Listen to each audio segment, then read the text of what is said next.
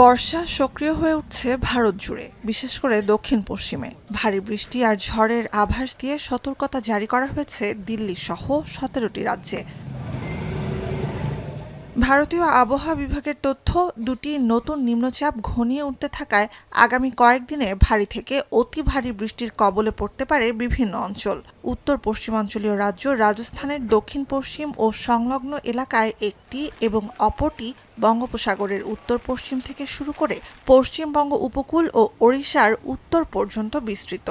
24 ঘন্টায় 200 মিলিমিটারের বেশি বৃষ্টি রেকর্ডের পর দ্বিতীয় ও তৃতীয় সর্বোচ্চ আবহাওয়া সতর্কতা জারি করা হয়েছে পুরো রাজস্থানে। অন্যদিকে প্রবল বৃষ্টি বন্যার আভাস দিয়ে রোববার ওড়িশার 6 জেলায় জারি করা হয়েছে সর্বোচ্চ আবহাওয়া সতর্কতা রেড অ্যালার্ট। অন্যান্য জেলাতেও জারি অরেঞ্জ ও ইয়েলো অ্যালার্ট। उत्तर पश्चिम बंगाल की खाड़ी और उससे सटे पश्चिम बंगाल तट पर एक निम्न दबाव का क्षेत्र बना हुआ है, जिसके प्रभाव में 25 से 28 तारीख के बीच उड़ीसा में एकाध स्थानों पे उड़ीसा में कुछ स्थानों पे बहुत भारी से भारी वर्षा होने की संभावना व्यक्त की गई है। उसके साथ साथ 25 और 26 जुलाई को भी कहीं कहीं पे या एकाध स्थानों पे बहुत अत्यंत भारी वर्षा जो कि एक्सट्रीमली हेवी रेनफॉल होने की संभावना व्यक्त की गई है।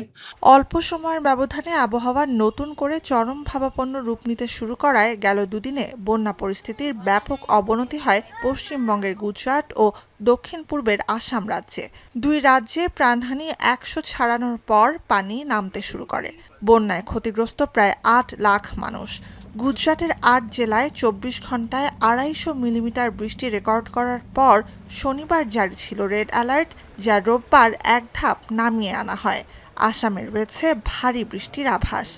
4 দিন হয়ে গেল আমাদের ঘর ডুবা। আমরা এথায় আছি, বাগানটায় তম্বু বনাই করে আছি। আর পানি এরকম আইলো বরখন যে রাত ভিতরেই আসে গেল, আমরা কাহা যাব। 150 जैसा घर है।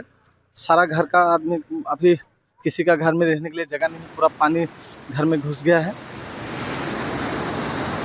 টানা ষষ্ঠ দিনের মতো ভারী বৃষ্টি চলতে থাকায় জনজীবন বিপর্যস্ত উত্তরের জম্মু কাশ্মীরে। সপ্তাহের ব্যবধানে দ্বিতীয়বার পাহাড়ি ঢলের শঙ্কায় উদ্বিগ্ন বাসিন্দারা। হিমাচল প্রদেশের 6 জেলায় অরেঞ্জ ও 7 জেলায় ইয়েলো অ্যালার্ট জারি রয়েছে। প্রবল বর্ষণের জেরে ভূমিধসে যান চলাচল বন্ধ রাজ্যের 134টি সড়কে। এছাড়া দিল্লিতে ইয়েলো অ্যালার্ট এবং ভারী বৃষ্টির আভাস মেঘালয়, নাগাল্যান্ড, মণিপুর, মিজোরাম, ত্রিপুরা, পশ্চিমবঙ্গের গাঙ্গেয় অঞ্চল, হরিয়ানা, পাঞ্জাব, ঝাড়খণ্ড, কেরালা ও কর্ণাটকে। এদিকে বছরের 12তম টাইফুন আঘাত হেনেছে ভারতের প্রতিবেশী দেশ চীনে।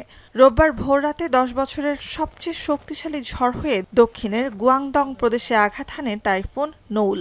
ঝড়ের প্রভাবে দুর্যোগপূর্ণ আবহাওয়ার কবলে ফুজিয়ান, জিয়ানজি ও হুনান প্রদেশ।